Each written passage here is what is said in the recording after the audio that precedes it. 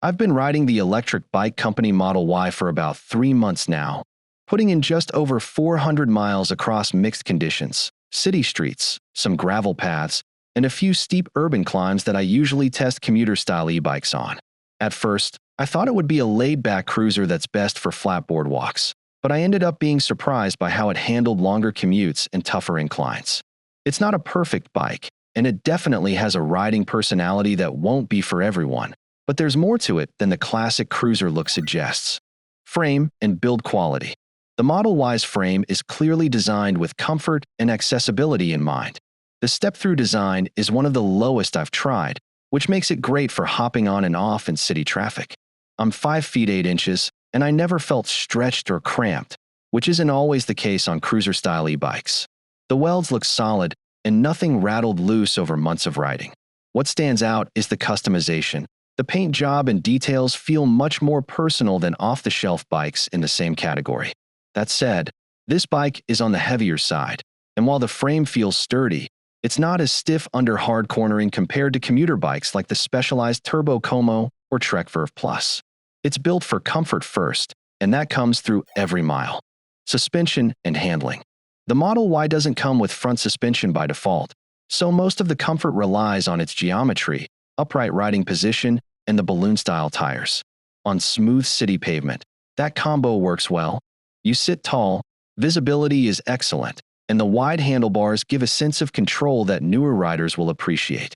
But once I took it on rougher gravel and cracked urban roads, the lack of suspension started to show. You feel the chatter through your arms and shoulders, especially on longer rides. Handling-wise, it's stable rather than agile.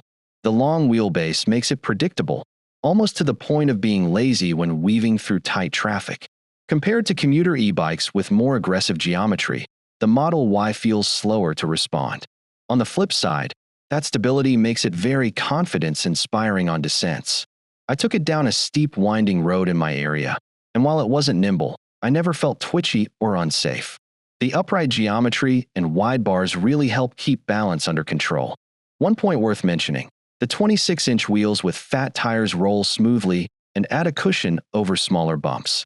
They don't fully replace suspension, but for the type of rider this bike targets, it's a reasonable compromise. If you mostly ride in smooth coastal cities, you probably won't miss suspension at all. If your commute involves a lot of broken pavement, you'll want to consider adding the optional suspension fork upgrade. Drivetrain and performance. The drivetrain on my test model was a 7-speed setup paired with a rear hub motor. The pedal assist is smooth, but it's very much tuned toward relaxed riding. On flat roads, cruising at 15 to 18 miles per hour felt natural. Once you start climbing, though, you notice the weight of the bike. On a 10% grade climb near my house, I had to rely heavily on throttle to avoid grinding in the lowest gear. The hub motor does the job, but it's not as natural feeling as mid-drive systems you'd find on pricier commuter e-bikes. Shifting performance was fine, basic Shimano components that never slipped during my test period. The gear range works for casual riding, though you'll spin out quickly if you try to pedal past 20 miles per hour. Compared to other bikes in this class, the drivetrain is very much good enough, but not exceptional. Where it really shines is reliability. I rode it in light rain, over gritty roads, and through a couple of dusty trails. Aside from wiping the chain and keeping it lubed, I never had to touch anything. No missed shifts, no skipped gears, and no weird noises from the motor hub. For a bike that's clearly aimed at simplicity, that's a win. Limitations and trade-offs.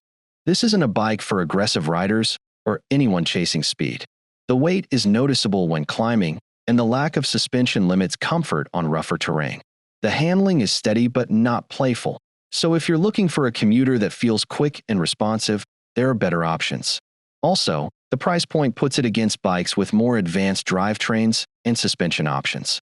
What you're paying for here is style, customization, and simplicity, not cutting-edge tech. Final verdict.